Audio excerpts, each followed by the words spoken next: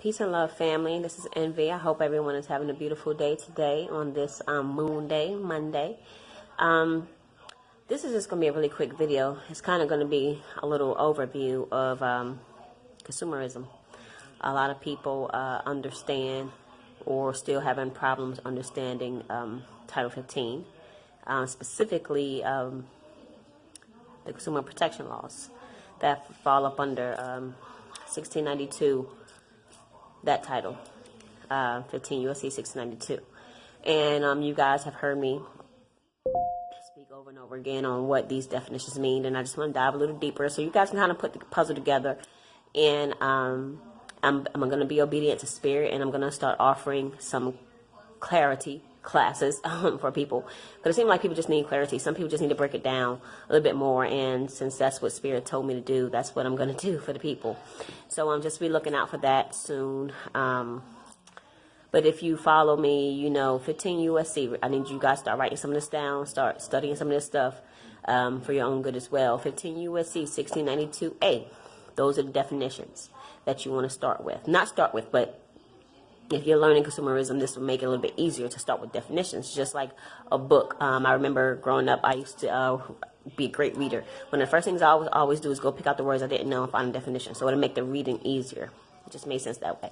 And now that I'm reading this type of stuff, laws, it just makes sense, you know, to find out what I'm reading first, and that's what you guys should do. So you have 1692, 15 USC 16. When I say 1692, I always put 15 USC in front of it because I'm so used to saying it. So sometimes I just say it, okay? So the definitions, you have A3 and A4. A3 is going to be the one that tells you the definitions of the consumer and the creditor. So I want you to understand what it means by natural person. If you know what a natural person is, it doesn't get can't break it down no more than that. It's a natural person is a natural person. But one way to prove that you're a natural person, that you're a living, breathing, alive person, right? What does every natural person have? Just about DNA. So that's how you prove it, guys. It's no other way to prove it. It's incontrovertible evidence. We already went over that. But I want you guys to understand that you're the creditor, okay? And in Title 15, there's going to be definitions like I wrote some stuff down here. I have 15 USC 1693A. A2 is going to tell you what the account is, a consumer account. So anytime you hear about an account and what kind of account you have, whether it's a light bill account or a loan account, that's what account means. And it's always going to be for personal, family, and household purposes. That's going to coincide with the creditor and definitions under 1692A. Okay? Keep that in mind. Remember that a bank is just a deposit institution. Okay? They're not in the business of giving loans. They're in the business of purchasing securities, right? Because remember, if you know anything, again, from my videos, we're in bankruptcy, okay? So they're in the business of purchasing securities. And the security is a promissory note, right? And the promissory note is what you guys are giving authorization to these banks to create the money, right? And what do they use? If you look, I posted a retail installment agreement, and it's not the one that I'm used to seeing, but it's similar. And one thing it'll point out on there is going to say credit on your behalf. On your behalf. Nowhere on that agreement you're going to see the word loan. Okay, you're not going to see the word loan. And you're going to see promissory note. You're going to see that. You're going to see that. And anything with a promissory note, that's an IOU, right? So look at the language they're using when it says you owe. You know, things like that. Your behalf, credit, not loan. And then you need to look at the legal definitions of credits and debits and stuff. But you know, you have to understand this double accounting entry that's happening. You know, they have to have it's double-sided. It's assets and liabilities, and that's what the banks are creating. So if you look at some of these installment agreements, you'll see that they have it says you have security interests and you have placed collateral up for the security interest. And I forget the title. I believe it's in Title 12. I'm not sure, but it'll be taught in my classes.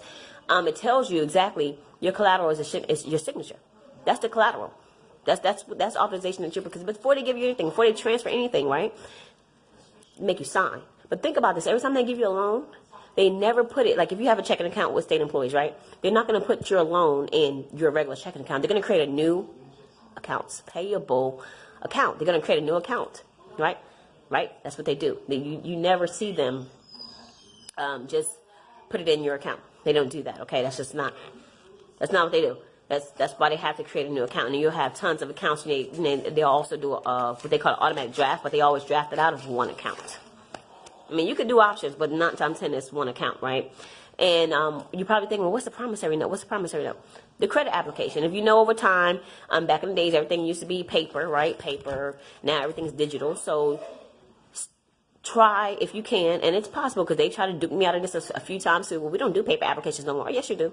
Yes, you do. They can get you a paper application and demand that application, and that's your promissory note.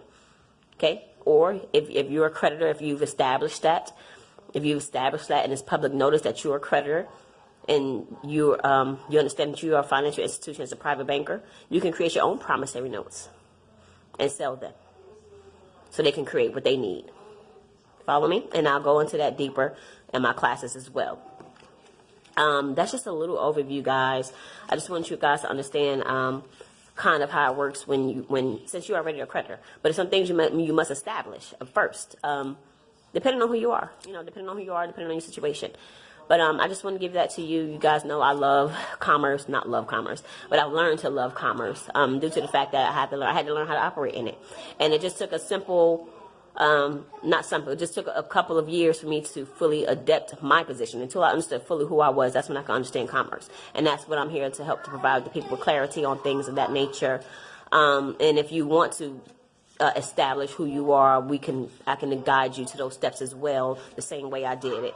But again, if you're interested, call me if you have my number. Shoot me a message on Messenger, email me if you have my email, but be looking out for the post. It's going to be very soon.